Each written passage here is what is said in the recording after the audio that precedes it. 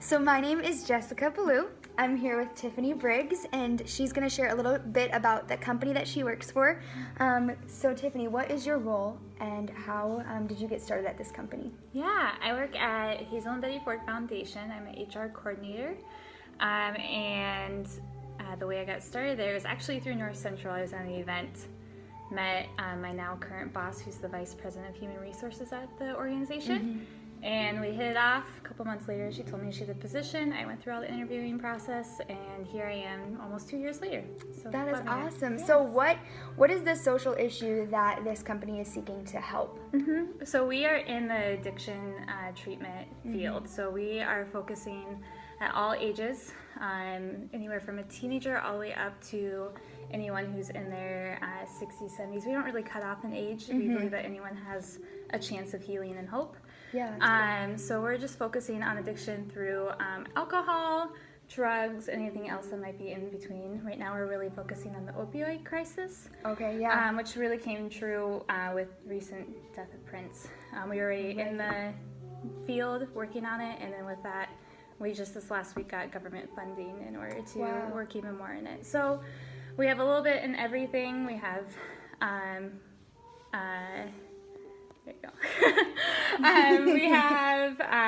We're working with teens, so we have the inpatient for them. We have outpatient treatment for them. We have sober houses. We even working with the family members, so doing some family programming, helping them understand what people are going through. We just got a little bit of everything, but still focusing on the main problem, which is addiction. And we don't let anyone come who might have a primary other disorder. So it's not just like different mental issues as well. It's primarily people who have the addiction. If you were to come in and say you had an addiction to alcohol, but we were to look at you and realize, no, actually after evaluation you struggle more with an eating disorder, so we're going to take you or send you to one of our programs. And once you get done with that, you can come back to us and work on it, because we're more about the person and their personal healing than just our funds. So we are a nonprofit. So they found like strategically it works best to do one problem at a time than try and be everything to everyone. You can't fix everything at once, and so we just want to hit the bigger issues at first. That's cool, yeah. And so do you know more about like a little bit of the history of the organization, or how it kind of got into this process? We were founded back in 1949. It was just the good old kind of AA meeting situation. And we just really... as in I was there. But we're all in it together. They just truly believed in the issue at hand, and they wanted to find a new way of healing and hope. There's a thing called Alcoholics Anonymous, AA, but there's a book, they refer to it as the Blue Book, and that was really the foundation of our organization. And eventually it blossomed from a small house in Center City, Minnesota, to a nationwide organization. And then back in 2014, we merged with the Betty Ford Center, which is more known in the West Coast. And it was a great merger, because Betty Ford has such a great history in who she is, and being one of the first people to speak out about addiction and how she struggled herself with alcoholism.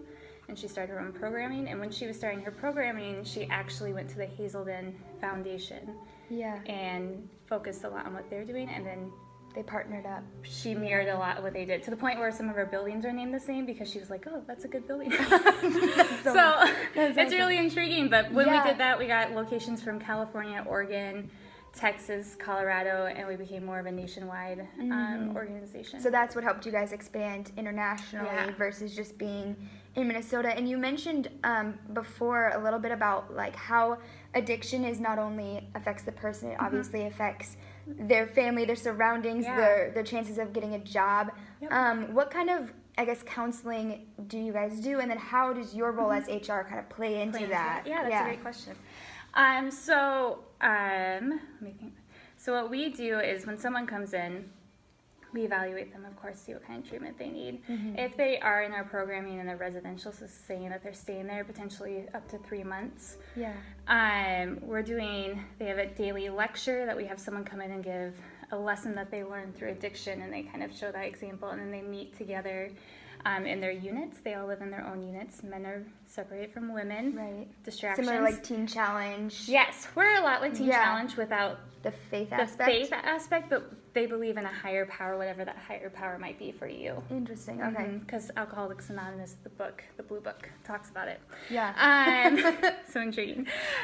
So they have appointments every day with their personal counselor. They're meeting in that lecture, and then they're meeting as a group afterwards to apply it to their life and how they can do certain things. We have individuals on each unit. They're spiritual care professionals. Okay. I have to remember what the title is. Right, different than what there's we a lot would of titles. think of. Yeah, there's a lot of fun titles. And so there's just a lot of different elements at place to make sure that they are having that 24/7 care. And we also have a medical unit for them, so when they first come in, they can detox. Right. And then we have a family program allowing the families that opportunity to understand like what's going on. And alcoholism is actually a genetic disorder, so they can inherit from their family. Yeah. So sometimes the family is coming in and they're realizing like, oh, I see the effects of our family. My grandpa and then my son or whatever. Or they can identify it before the effects start to happen in their family. Kind of know, like, genetically I might be prone to this, therefore they can try and prevent their...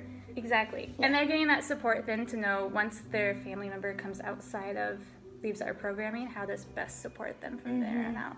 Then we have specialized programming for professionals, so doctors who have been using their own prescriptions and creating an addiction of their own. We have special programming for them, LGBTQ, very different programs, and then outpatient treatment as well. So cool. And then my role in HR is when I get the opportunity a lot of times to assist people when they first become an employee with us, to teach them about the organization and kind of throw that passion in their hearts, I guess is a good way to say that. Yeah, and just kind of care for the employees in general so that they can pour into we eventually, we're there making sure that they have a great work life, which then flows into our patients. If our employees are having a bad day and a patient comes to them and needs to like let it all out, they're not going to be able to have that capacity to take that in and be there for them. So it's a great experience, and most of our employees are in healthy recovery themselves, so they can talk to them from a first-hand perspective.